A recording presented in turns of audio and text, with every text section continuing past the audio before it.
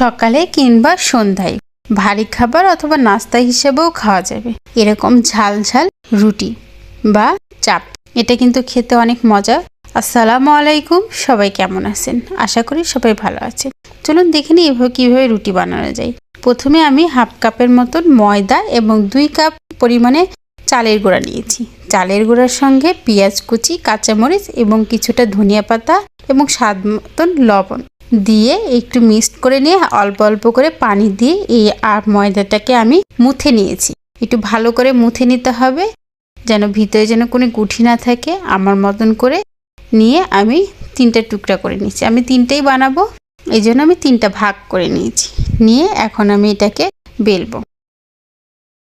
আমি এটা হাতের সাহায্যেই করব, আপনারা বেলুনি দিয়েও করতে পারেন, যে যেভাবে পারে। আমি এইভাবে করে করে চাপড়ে চাপড়ে এটা আমি রুটির মতন করে নিব। এই যে আমার হয়ে গেল বেলা। এখন আমি এটাকে হালকা একটু পানি দিয়ে এপাশ ওপাশ দুপাশে আমি হালকা একটু পানি দিয়ে মাখিয়ে নিব। মাখানো হয়ে গেলে চুলায় একটি তাওয়া বসিয়ে দিয়েছি, তাওয়ার পরে আমি এটাকে দিয়ে দিব। ওপাশটা হালকা একটু ছাকার পরে আমি এটাকে উল্টাই দিয়ে ছলনি দিয়ে এটাকে কেটে দিব যেন না ফুলে এবং ভিতরে হাওয়াটা বের হয়ে যায়। এভাবে করে আমি রুটিটাকে ছেঁকে নিব। মিডিয়াম হিটে এটাকে ছেঁকতে হবে, বেশি জোরে দিলে এটা পুড়ে যাবে। এই তো আমার রুটিটা এভাবে করে ছাকা হয়ে গেছে। এটা কিন্তু অনেক মচমচা হয়, খেতে কিন্তু খুব ক্রিস্পি হয়। ওভাবে করে আমি আরেকটা রুটি তৈরি করে নিয়েছি। তৈরি করে আবার আমি আরেকটা রুটি আপনাদের সুবিধার জন্য আমি দেখাই দিলাম। এবং এর সাথে আমি মরিচ নিয়ে নিব। আমি মরিচ দিয়ে মরিচ ভর্তা করে নিয়ে এটাকে খাবো এই রুটিটাকে।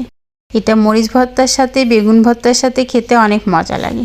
এটা ভেজে নিয়ে আমি লবণ দিয়ে হাত দিয়ে মরিচটাকে ভালো করে গুঁড়া করে নিব। নিয়ে এর মধ্যে পেঁয়াজ কুচি এবং সরিষার তেল দিয়ে এটাকে মাখিয়ে নিব। এটা এইভাবে মাখানোর পরে এই যে আমি এখন রুটি দিয়ে দিয়ে এটাকে খাবো। এটা কিন্তু খেতে অনেক মজা এবং অনেক টেস্ট। আপনারা এইভাবে খুব সহজভাবে এটা বাসায় একবার তৈরি করে দেখতে পারেন। সবাই ভালো থাকবেন, সুস্থ থাকবেন। আল্লাহ হাফেজ।